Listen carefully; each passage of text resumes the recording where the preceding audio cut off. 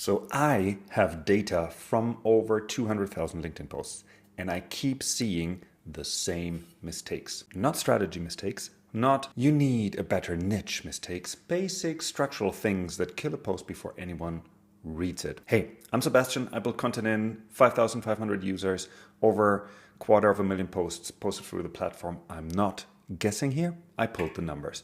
And some of these were genuinely surprising. 4 mistakes, all backed by data, all fixable today. And one of them is a piece of advice that every LinkedIn guru gives you that the data says is actually wrong. So let's get into it. All right, let's get going. You know, there's this dead zone on LinkedIn, and most people don't know it exists. But for short posts between 25 and 100 words, they are basically not short enough to be punchy and not long enough to actually say something. It's just in between. And in our data, posts in that 25 to 100 word range have a 27% success rate. Posts between 125 and 300 words, 44%. That's almost double. But here's what's weird. Posts under 25 words, those do fine with about a 38% success rate. And that most likely comes down to their media attachment. So they either have a strong image post, a nice poll that comes along with it, and it's just short, punchy one-liners. And they work because they're designed to be short. So something to think about here. The dead zone really is the middle. It's your tweet length that just doesn't perform on LinkedIn. You wrote something, but not enough. There's no room for a hook, a point, and payoff in 50 words. You just end up with a half thought that nobody engages with. LinkedIn is quite unique here in having this mid-length ideal text format. I think there's no other social media out there that does that. And the fix is really simple. If your post is under 100 words, either cut it down to a punchy one-liner or expand it to at least 125 words. The longer, the better. The sweet spot in our data is between 125 and 300 words. Long enough to make a point, short enough that people actually finish it. And I know gurus tell you to keep it short and punchy, and that's not wrong. But what is short, right?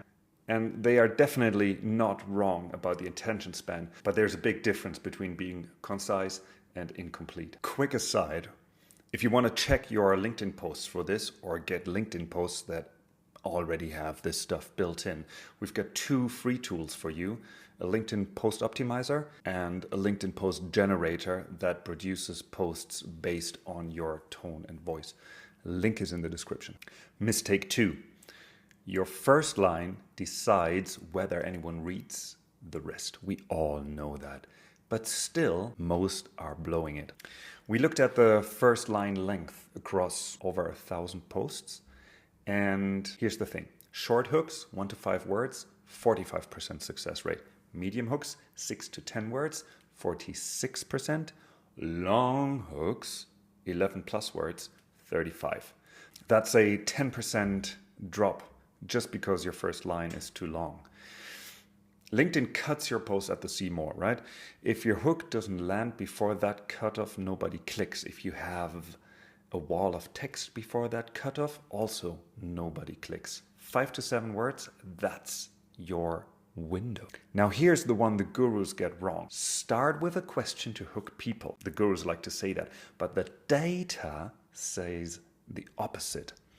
Posts that open with a question, 35% success rate. Posts that open with a statement, 42%. Questions also get lower engagement, 4.3 versus 6.6%. And why is that? Because most opening questions are generic. Ever wondered why your posts don't get engagement? Yeah, for fuck's sake, everyone has wondered that. That's not a hook, that's a greeting card at best. And when you combine both mistakes, long opening line plus a question, 28% success rate, short statement, 46. That's a 64% improvement by changing one line.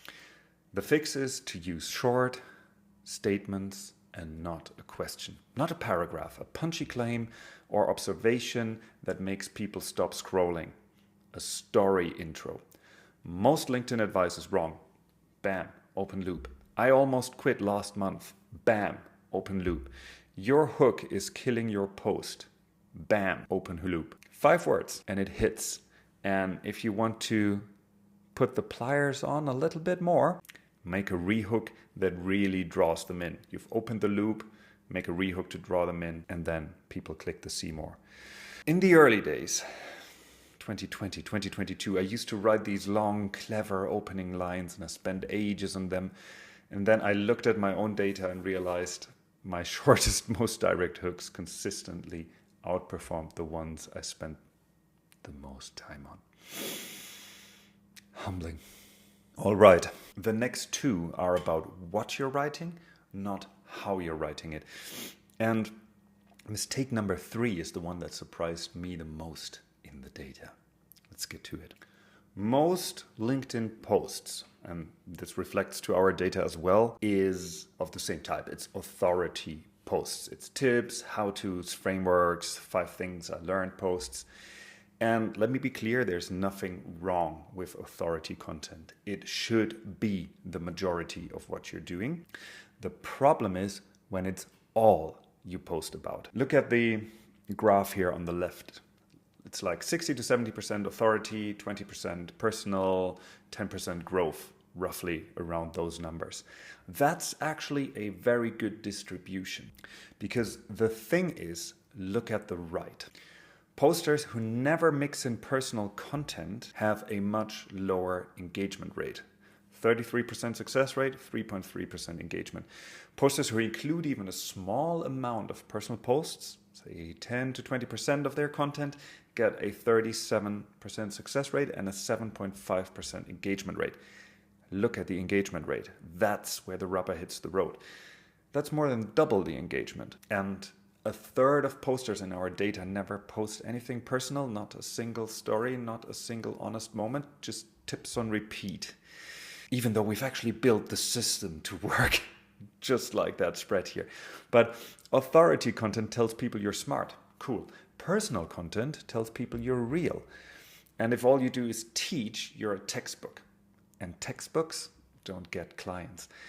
It's not just engagement for the sake of engagement, by the way. Comments and conversations are how you build relationships on the platform. And 3% means nobody's talking to you, 7% means people are actually responding. That's the difference between shouting into a room and starting a conversation. The fix, aim for what you see on the left side here. 60 to 70% authority, 15 to 20% personal, 10 to 15% growth-oriented posts. You don't need a spreadsheet for this. Just look at your last 10 posts. If they're all tips and frameworks, your next post should be a story. If you want to skip one format, skip growth. Don't skip personal. If figuring out what to post and when is the hard part for you, that's literally what we build content in for. It does all of this stuff for you automatically. It helps you plan, write, and stay consistent without spending hours on it. 14-day free trial, link in the description, contentin.io. Let's keep going. Mistake number 4, and yeah, I know, this one seems obvious, but the data gap is bigger than I expected, and I have a few good tips for this. Posts with bold text and lists, 46% success rate, 8% engagement. Posts without any formatting, 36% success rate, 4% engagement. That's a 10-point success gap and double the engagement just from formatting. And dense posts, like fewer than 3 line breaks in the whole thing, 28% success rate. Ba-dum. Yeah, I know format your posts isn't groundbreaking advice, but still to this day, a third of the posts coming into our system, you know, when you sign up for Contentin, we import your backlog to train on your style and your voice and stuff. A third of the posts still have 0 bold, 0 lists, 0 structure. I think people know this and they still don't do it. But here's why it matters more than you think. It's not about making things pretty. It's about making things scannable. LinkedIn is a feed. People are scrolling. If your post looks like a wall of text, they skip it. If it has visual anchors, bold lines that catch the eye, short paragraphs, a clear structure, they stop. The fix, badam, pretty simple. Bold your key points. Break paragraphs every 2 to 3 sentences at least. Use line breaks between ideas, and you don't need emojis, emoji bullets, or any fancy formatting. Stick to white space and highlighting certain things in bold. There's also a personal style element in all of this. If emojis fit your style and your personality, use them. But really all you need is white space and a little bit of bold. Don't overdo it. You want to give people visual anchors with this to jump through your post and get the gist of it. And that's it. And this is why we built our content editor the way we did, right? There's just a little bit of formatting to make stuff bold. You've got your emoji library, and you've got all these nice arrows to create these nice looking lists. It just makes it easy to make this stuff nice. But honestly, you don't need a tool for this. Just bold your lines and hit enter more often. Here's what bugs me about LinkedIn advice, including what I just told you. People obsess over hooks, posting times, and the algorithm. And yeah, the 4 things that I just showed you will make your posts better. But honestly, none of it matters if you don't know who you're writing for and you don't have a system to show up consistently. That's the boring part nobody wants to hear. Pick an audience, learn what they care about, build a system so you don't quit after 3 weeks. Fix the basics, then fix the boring stuff. That's the whole game. So here's what I want you to do. Open your last 5 LinkedIn posts, check them against these 4 mistakes. Any of them hit the dead zone? Any of them have a long opening line? How many authority versus story posts that you have? How many had 0 or bad formatting? Find the worst one, rewrite it, and post it again. That's your homework. And if you want help with the rewrite, content in, 14-day free trial, you know the drill. Link is in the description. See you next week.